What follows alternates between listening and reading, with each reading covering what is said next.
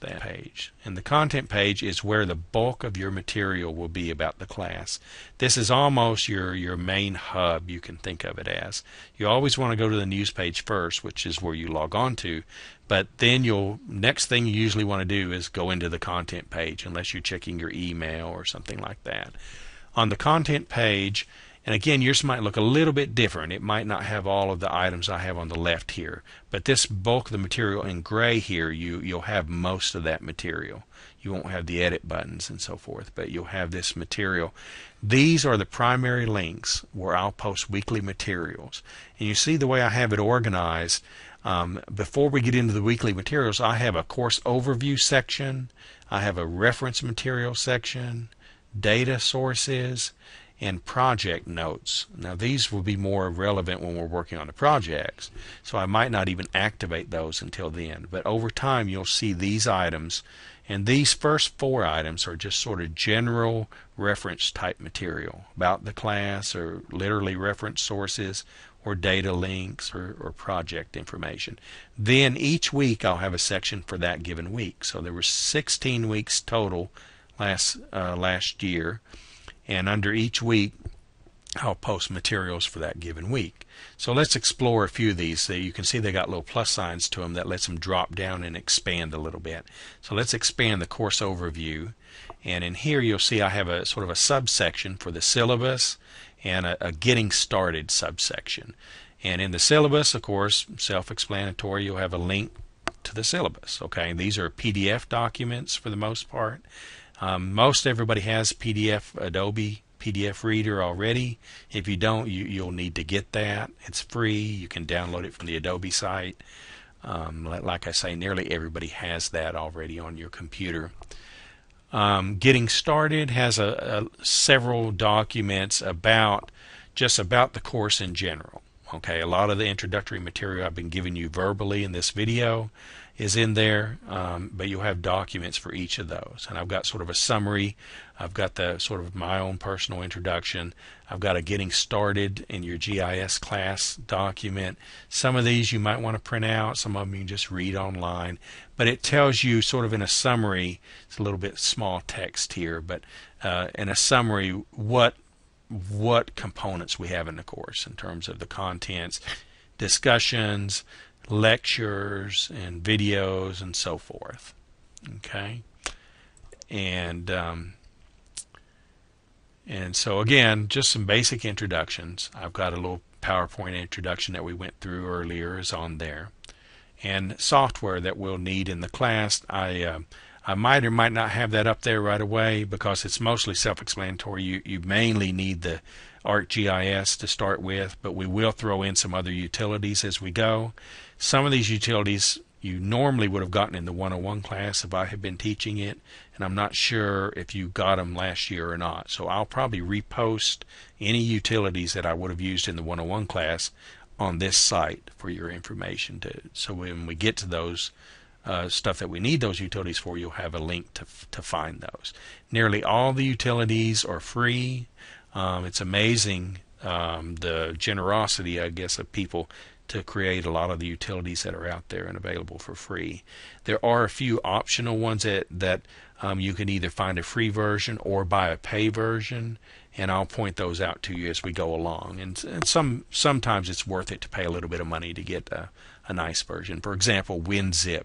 For example, if you want to, you can use 7-zip, works just fine, but WinZip is pretty popular and it costs like $29 or something. Another one that's out there is Snagit. I love Snagit.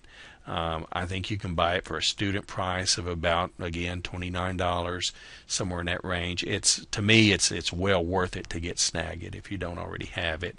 It's a screen capture utility basically, and there are a lot of free ones out there as well.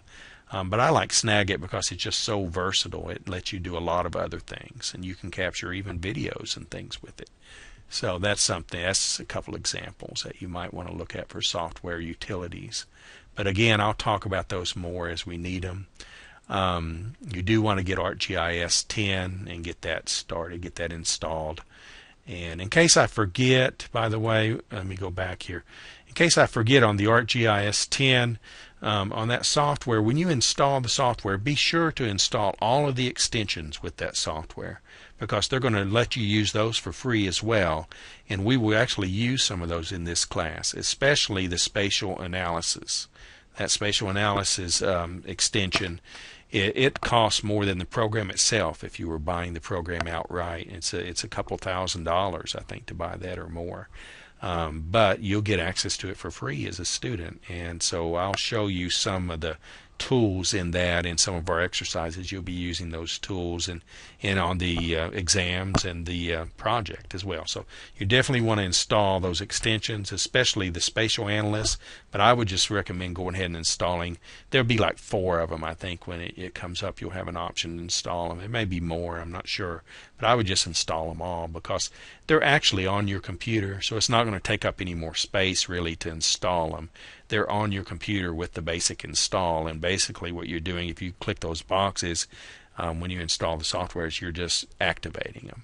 So the other thing to remember when you install the software, give yourself a good 30 minutes or so just in case. It's a big package. It's on a DVD, and it takes quite a while to install. Not as long as it used to, but definitely install. Give yourself plenty of time to install it. And when you register the software, it will take you to a point that it will ask for your name and your organization. Make sure you list Roane State Community College as your organization, and I think it will ask you, you'll have a spot to say you're a student, I think. But do make sure to list Roane State Community College and spell it out. Don't abbreviate it. If you abbreviate it, their system doesn't necessarily see it as a college that it recognizes. So spell out Roane State Community College, put your name as the user, and then organization, Roane State Community College. And if it gives you the option to say student, then go ahead and list that as well.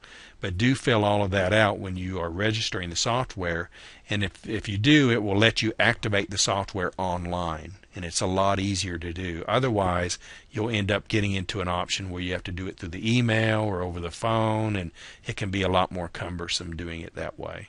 So this software is a great software package, but it's got, I got to be honest, it can be a bit finicky on the install. And so if you install this properly the first time, you'll be a lot better off. So if you have forgotten to install the extensions, then you'll have to run back through that install process to put them back on. And I honestly cannot remember if you do that straight through the interface on the CD, or if you have to go to the add and uninstall programs on your Windows and do it through there. Oftentimes you can change your software going that way, and I just can't remember which way you do it. So hopefully everybody will get this message in time to install all the extensions. If not, give it a try with the CD that comes with it. If that doesn't work, go to the add remove programs in your Windows setup and try to change your setup in that way. So with that said, other things on this page, the reference material, there'll be a lot of subcategories here. I tend to post some fact sheets. So again, software downloads. If there's a link to a utility I mentioned, I'll try to put that on here. Tutorials. This will be hopefully a very useful section to everyone, especially those of you that are just taking the class for the first time. A lot of the videos that I use in the 101 class I've reposted here for you. And don't feel overwhelmed by that you have to go through all of these, especially right now. As we go through cover material in the class, you'll find that I'll actually cover some of this material in this class as well. So some of you may have seen it twice, but odds are most of you haven't seen it. So I will cover some of this material as we go out through the course. But it's here for you, and I'll probably go ahead and post most of it right away, and you can feel free to go through it at your own leisure. Again, if we're not covering it in the class, then I'll sort of leave it optional to you if you want to cover it.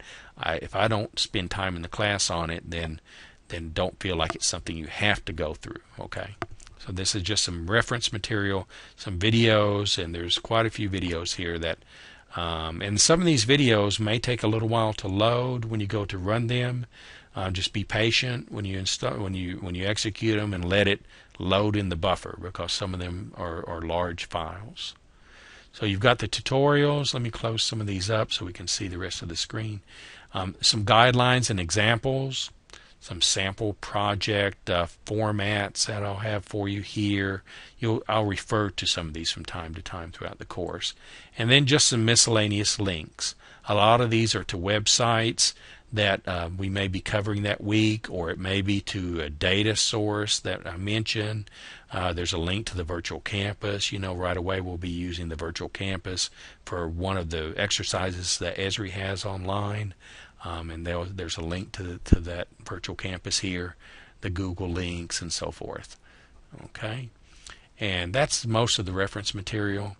Some of this you may not see right away. I may not activate it for a week or two, but you'll eventually see all of this on our site. The data sources, this I've tried to make, and I'm changing this sort of from time to time. So this subject's changed a little bit, but I've got a link to another website here that I set up. I'm going to follow this first link and see if it's still active. Yeah.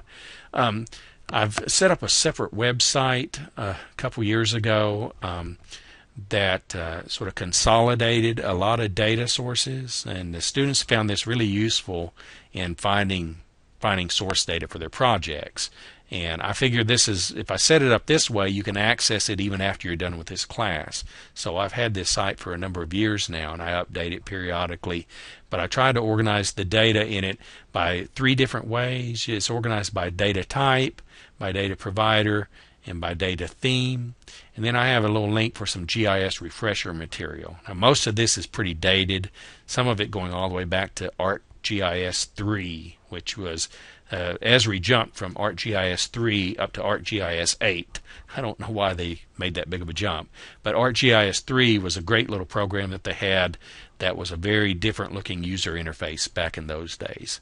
But you're subject to hear about that program from time to time, but there's some material in there on that. But the data type, I'm going to just click on that, and you can see I've got sort of headings for the different types of data, census data links. Some of these links may be dead now. Some of these sites have been taken down. If you find a dead link, flash me an email so I can update it, and I'll probably ask you at some point to look for other links as well. If you find some interesting links you want to share, pass those along to me and I'll add them to this list. And this list is subject to change. I may update it again this year, so the format might look a little different, but if it does, I'll let you know about it. But anyway, there's a link to that page from our Momentum page, so that's under the data sources.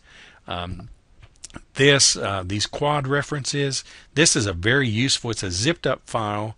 It's got I can't remember if I put all 3 of the I know I've got the 1 to 24,000 scale topo map index in there, and that same index is used for aerial imagery, a lot of the older imagery especially. There's a lot of data is accessible at the quad level. If you're familiar with the topo maps, remember about those. And I like to use that data because it's smaller and more manageable as well. Nowadays, in recent years, with all the speed and storage capacity growing like crazy, it's not uncommon to find data at the county level of detail. You can even go to the NRCS, has a great site that we'll talk about later that has county level data on it, and that's nice and great. But you'll find quickly that you end up with huge files using that source. Sometimes you need that. And that's perfectly fine. It's a great source, and I use it all the time. But a lot of our work and a lot of the project work, you'll find you can get by with quad level data. Now you might need several quads to complete your area, but it's still better than getting the maybe 20 or 30 or 40 or 50 quads you would need to cover a whole county or more. So the quad level to me is nice, and so I keep that active in here. And this is basically a list. It may have all 3. It may have the 1 to 100,000 and the 1 to 250,000 in there as well. I can't remember if I zipped them all together or not, but I know it'll have the 1 to 24,000, and it's basically when you unzip it and pull it into ArcMap, it will be a shapefile that shows you the boundaries for the quads that you can overlay onto any type of source map you want. and it's the attribute table is there with it, so you can basically click on any of these and find, or do a search through your attribute table and find the quad for a certain area that you're interested in. So if we need to, maybe give me some feedback. That'll help me know how many people are listening to this. But give me some feedback if you want a tutorial on using that quad index, and if you do, I'll be glad to put one together for you. And then there's just some basic sample reference data, and because we'll be using Park Service sites a lot for our projects, the Park Service has a great GIS site, and I've got a link to their site on here as well. So there's some basic reference information. I'll hold off on the project notes for now because it's not as relevant yet. But here's a sample of the week 1. Here's a typical, I'm going to enlarge that, and here's typically what you might see in a given week, this kind of information. The very first thing under here I'll always put is the summary of activities for that week. It'll be a PDF document. When you click on that, it will open up. I converted a Word document into PDF, and you can print this out, and it's your guideline. It's sort of your roadmap, so to speak, for that week. Okay, so it's very important. Probably one of the most important things under each week's activities is your summary of activities. I will try my best to have this posted the Monday of that given week, so you'll have your roadmap, so to speak, for that week on Monday. Every now and then I have to update it during the week, and so I put a post date in here, so you'll know if I add more to it that week, I'll put a new post date above this, or I'm sorry, above this first post, and then so you'll know what material was added. That way, if you print it out, you're looking at it later in the week, you wonder, well, did I get all of this? In my printout, you'll be able to see if there's a new post date, then you might want to print a supplemental page out. And I also try to put the date I last updated it. So I'll have sort of an initial date it was created, and then an update date. If I change it, I'll add a second date here of when it. This one says last updated, but I'll have an initial date and a last updated date, so you know when it started and when it was updated. Between those two types of information, you'll know how current that document is. Typically, it won't change. It'll be posted on Monday, and that will be it. But there are occasions where I do add some stuff to it during the week, or I need to make a correction, or I give an extension on something, or something comes up. But this, again, is a very important document. You'll want to print these out each week, and in these I will take you through step by step what we're doing that week, and if there's an assignment, I will list it along with when it is due. And in this first document, I'm looking to see if we had an assignment. Yeah, here was one. Introduce yourself, which you are working on now. And so I pointed out, you need to introduce yourself to this week in the class discussions, and it's due as soon as possible, but no later than 6 p.m. on Sunday on January 23rd. This was last year, of course. So that's the typical format I'll use. Again, if there's a due date, I'll try to post that in bold right under the item. And I try to be very clear about the assignment. So you'll see in bold this class exercise 1, and then towards the end I typically have reminders and things like that to check the discussions and things like that. If something's coming up next week that's important, that a reminder about an exam or something, I'll put that towards the end here a lot. So as you look through this, you'll have your information that you need for that given week, along with all the details about which book to go to, which website to go to, and so forth. And I also try to be clear about if something is optional versus required. So a lot of times I'll throw in some optional things. If you feel like you need a refresher on a certain aspect that we're covering, I might say, here's a refresher if you want to check it out. Feel free to do so.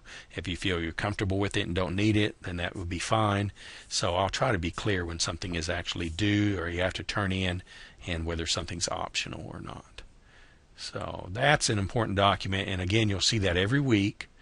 And then other than that, you'll see what links to things that we're covering that week, if it had a link, if it was pertinent to it.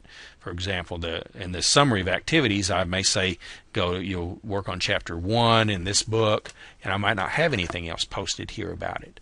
But if it's a link to a document I'm referring to, or a link to a website gets mentioned in the summary of activities or so forth, I'll try to repost it out here. So it gives you a quick way of getting to it without having to open the summary of documents every time to get in there to it. So here you'll see links to all the introductory material, and you'll see links to a couple websites that I typically assign for getting some backgrounds on databases and so forth in the first or second week usually. So that's a typical week. Then I don't know if there's an exam week. Let me take you to, let's browse a couple. Let me see if I can find one of the exams. I have to go through a few of them here probably. Okay, here in week 6 last year, the exam was coming up apparently in week 7, so I posted a sample exam for the test review in week 6. So it should be very handy for you. It looks like it's a dead link here, but again, this was last year, so it may have been pulled offline.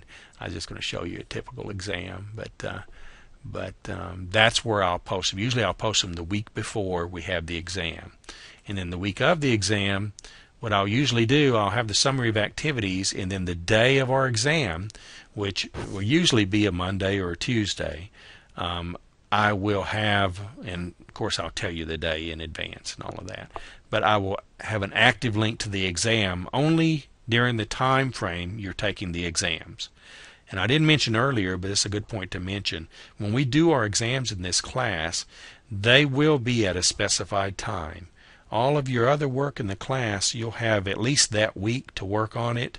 And of course the class project is ongoing, and sometimes the weekly stuff I'll make it do a couple weeks later or so forth.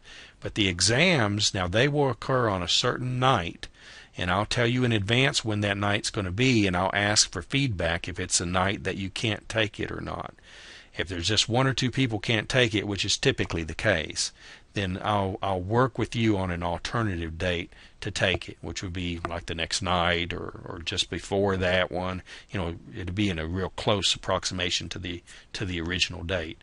But the reason I do it this way is because it's just much easier on me, and it's much easier on everybody else, really. Everybody's basically taking the exam at the same time that way, and I can be online here at home and sort of monitoring activity. And if questions pop up, or somebody finds a mistake in the exam, or there's a website that goes down or whatever, I can post some sort of emergency notes back out in the news page. So as you're taking the exam, if you're running into a big problem or something really unusual has happened, something goes down, or you find a mistake or something, then I ask you to email me that right away, ASAP, and I'll be monitoring it in most cases. Every now and then I'm not there at that moment, but usually I'm there during the exam. At some point I'm at the computer. So I can real quickly get a news update flashed out there. So if you're having a problem in the exam, you know, I always tell people to check the news page, because it may well be that somebody else has reported that same problem, and if so, I'll post a little bulletin about it out on the news page. So, and I give you usually much more time than you actually need for taking the exams. I think it's usually 2 or 3 hours, and so you usually have plenty of time to take the exams, but it is at a set time on a set date. So I just wanted to point that out. So that's the way this is laid out. Okay, and again, this page here is a lot of detail for you, but this is really the most important page on our Momentum website that you'll have. Again, the news page is the first place to go just to catch that current information, but the content of what you're doing in class is on this contents page.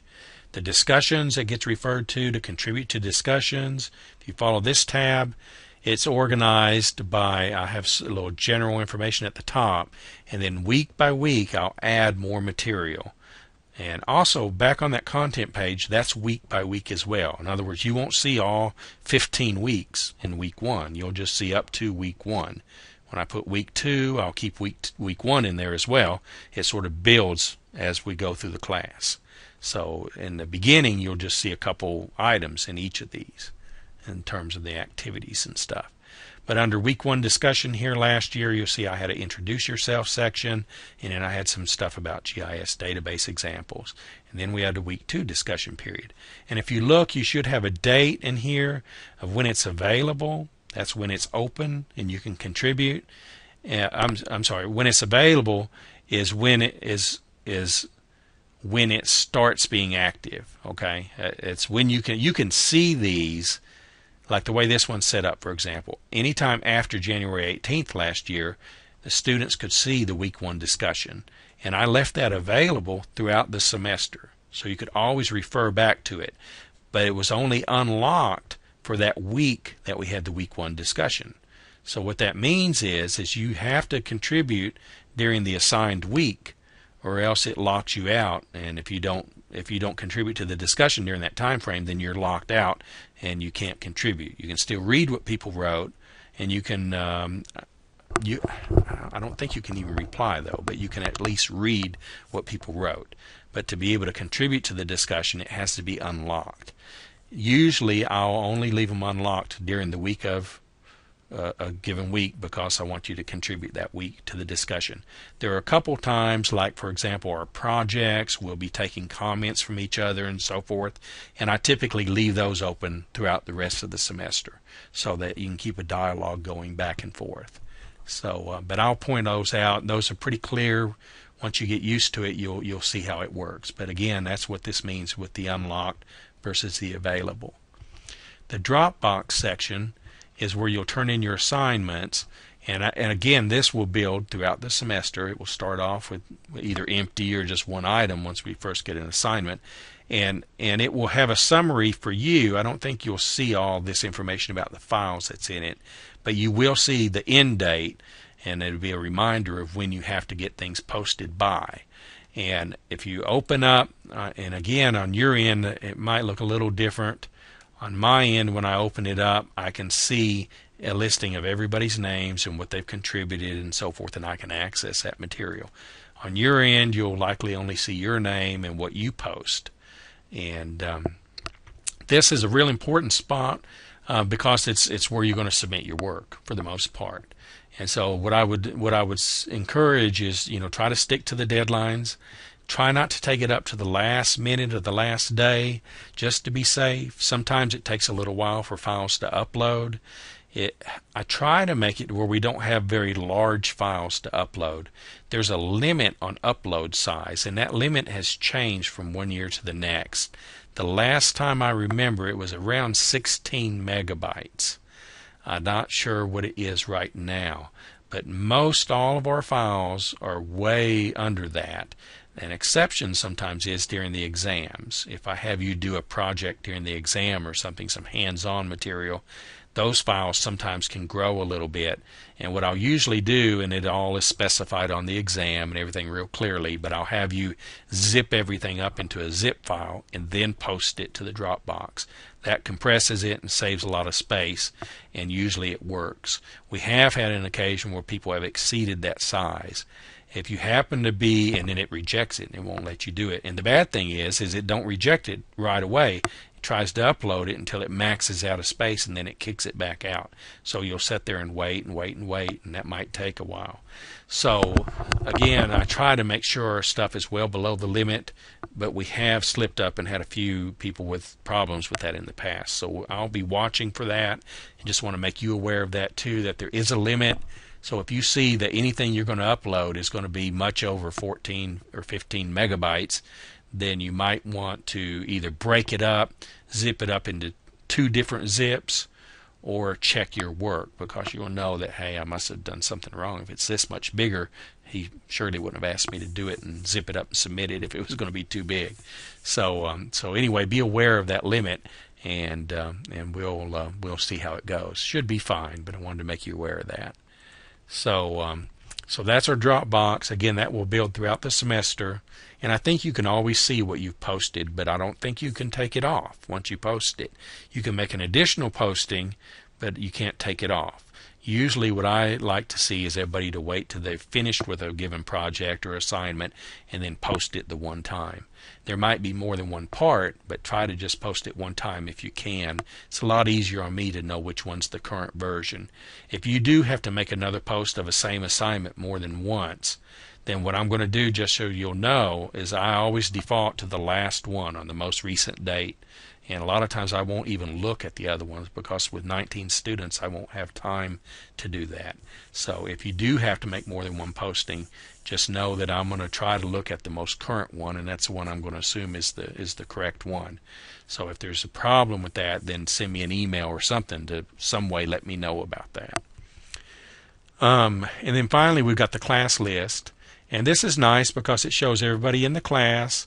And again, I'm not sure how much of this you're seeing on your end. You should see most of this though. And I will ask that everybody try to update your profile on this. You can click on the, let me go to myself because I'm on here as well. But you can click on the profile button. Let's see, which one is the profile? Usually it has a little symbol for the profile. I'm going to click just on my name and see what that shows me. It's been a while since I used it. Okay, there we go. Oh no, I'm sorry. Just to back up, if you click on somebody's name, it assumes you want to send them an email, and so it opens up your email program, which is the Momentum email. So this is one way to send a message to somebody, and what's nice about it is it puts their name in there for you automatically, and you don't have to worry that it doesn't say at elearn.roanstate.edu. It knows in this case that that's the address that goes with this. Young M is my username. So if you wanted to send me a quick email and do it from here, this is one way to do that. I'll show you in a minute. You can also do it from the email program itself. But the profile, it's been so long since I've used the profile. I thought there was a button for it right here.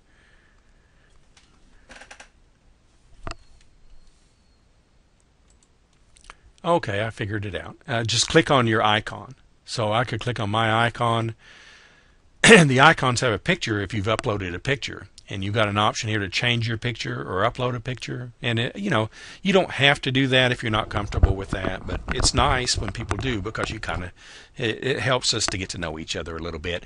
And just put the information you're comfortable with in here. They've got a spot now. It looks like you can even put your Facebook links and Twitter and all that. And that's up to you.